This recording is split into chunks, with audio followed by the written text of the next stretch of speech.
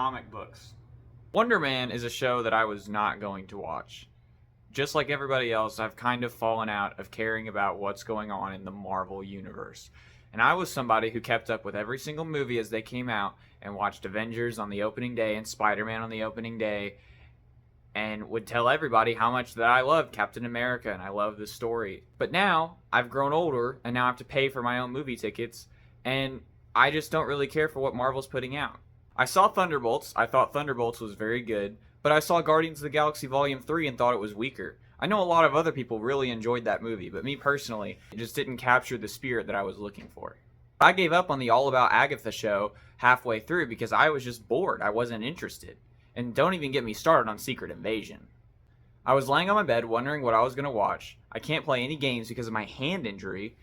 And suddenly I discovered that Wonder Man premiered that day. So I sat down and I watched the series all the way through. And my honest opinion is, it's interesting. What's interesting about it? That it's just interesting. I don't want to say that it's good or bad. I think there are good moments. I think there are bad moments, but it's not the typical Marvel boom, bang, explosion action movie TV series that we're used to getting. I think with all these TV shows, instead of actually trying to make an exciting, crazy action movie, they're really trying to do, it seems like, more art pieces. For example, their first one was WandaVision. WandaVision used filmmaking aspects from all the different decades and tried to wrap it in with her imagination of sitcoms from her childhood. And Loki was the craziest one. Personally, my favorite show ever, to be honest. And it was just a mind thriller. You had to think about it. You had to think your way through it. And I really enjoyed that. You never saw what was coming until the very, very end. Now, how do I feel about Wonder Man? Again, I said it was interesting. I don't want to give too many spoilers away because I think it's important for people to watch it.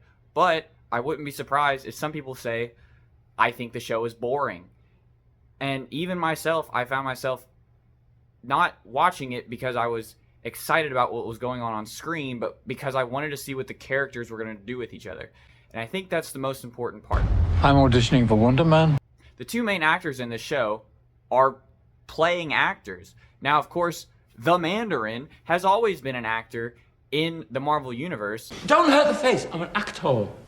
He was able to pick his role up right where he left off. Well, I panicked, but then I handled it. This new actor, Simon, the Wonder Man, doesn't care about anyone or anything except his acting. He's very neurotic about it, which is shown in the first episode. Again, I don't want to give spoilers away, but it really gets in the way, and that's why he's struggling. The big important part, and it's revealed in the trailer, is that Simon has superpowers, and you're not allowed to act if you have superpowers ever since the Josh Gad incident, which I'll get to in a minute. I'm gonna need you to sign this to confirm you don't have superpowers. Yeah. But it never really tells you what Simon's powers are. It says that he has ionic powers in the 7th or 8th episode, but I don't really know what that means. I know that it has something to do with atoms. Maybe I just should have paid attention in chemistry class, but I didn't and I failed.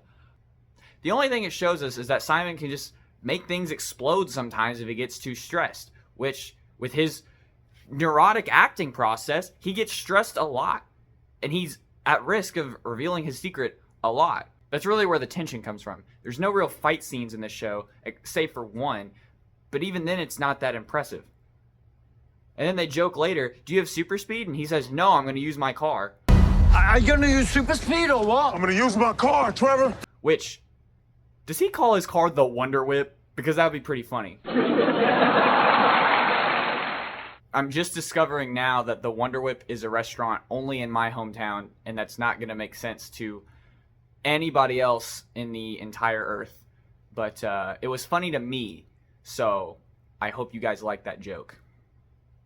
To the Wonder Whip! Let's get to the Mandarin. Now, again, he's not actually the Mandarin, and he doesn't go by the Mandarin in this show, but it calls back to his time as the Mandarin actor quite a bit. Where have I seen him before? Pretty sure he used to be a terrorist. And secretly, he's working for the Department of Damage Control, which is exposed in the trailer, so that's not even really a spoiler. Side note, I didn't even watch the trailer until after I watched the show because I just feel like trailers these days spoil too much or just show you something that's not even in the movie.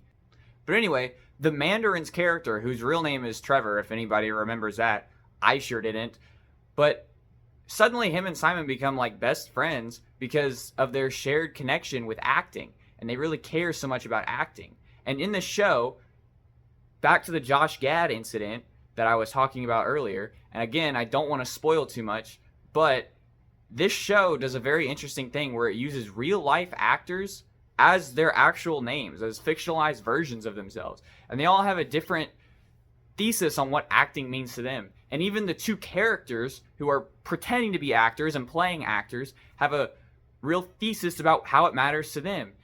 What's wrong? I'm trying to come up with a backstory for the character. Well, trust the words. Just show up and say them.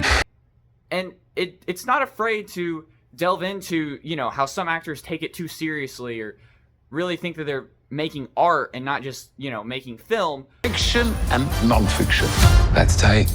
Where some actors are like, it doesn't matter and I don't care. And so it's just a job. And so you really see how these characters play off of each other. And I really like that. But with Simon, the only thing that he cares about is acting, so much so that everybody else in his life says that he has no friends and he's never been able to connect to people, which, as a guy sometimes, or even anybody, you can relate to that. But in the show, the people that he's around, he connects with. Amazing. So is it overblown that he doesn't have any friends and he can't connect with people? Or is that just, has he found his center? Has he found his people? That's really something that's really explored in this show is the difference between like people who don't understand Simon and people who really understand Simon. And he's kind of trapped in the middle because he can't fully trust anybody because of his secret. And even his family doesn't always believe in him. Overall, the show really kept me engaged and I enjoyed it. And I didn't expect to be making a video about it, but really it was pretty interesting. That's really the word I want to use for it. And I don't want to get into too many spoilers. And it really just is kind of one of those shows you just sit down over the weekend and you watch and you say, well, I'm glad that I watched that. Truthfully, I don't know how Simon is going to fit into the larger Marvel universe or if he even has to. The thing that these Disney Plus Marvel shows have been willing to do is just make standalone stories that we can just watch and appreciate, but they don't have to connect. They don't have to be this big thing. But Marvel's also not afraid to make things connect and make things be a big thing. So something that starts as a show becomes a movie or is more important later. Though, did you know Eamon had a daughter? What do you want? I'm putting together a team. There is a big twist at the end of the 8th episode that I don't want to give away, but it really makes me scratch my head about how Simon would even fit in the greater Marvel universe. Again, I don't want to give it away. When you see it, you'll kind of understand where I'm coming from. But this is one of those shows that kind of deals with, is this person a criminal or is this person still the good guy?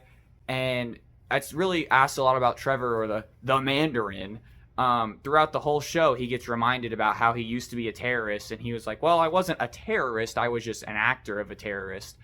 It even extends to Simon to some degree by the end of the show, but this series, Marvel, the Marvel Extended Universe, the MCU, has really never been afraid to make their characters villains. Thank you, Captain. I'm pretty sure this guy's a war criminal now, but whatever. I have to show these videos. It's required by the state. Let's do it. The other interesting concept is the theory of a world full of superheroes struggling with superhero fatigue. Do I want a season 2? I don't know. Season 1 is kind of on this tipping point where if I get the same exact thing in season 2, I might be a little disappointed. Season 1 was interesting enough, but if I get another season of just low stakes, no action, I'm not going to be invested anymore. Thanks for watching my video. Please be sure to subscribe and leave in the comments below your opinion on Wonder Man, if you've even seen it or if you even plan to. Thanks for watching. Goodbye. To the Wonder Whip!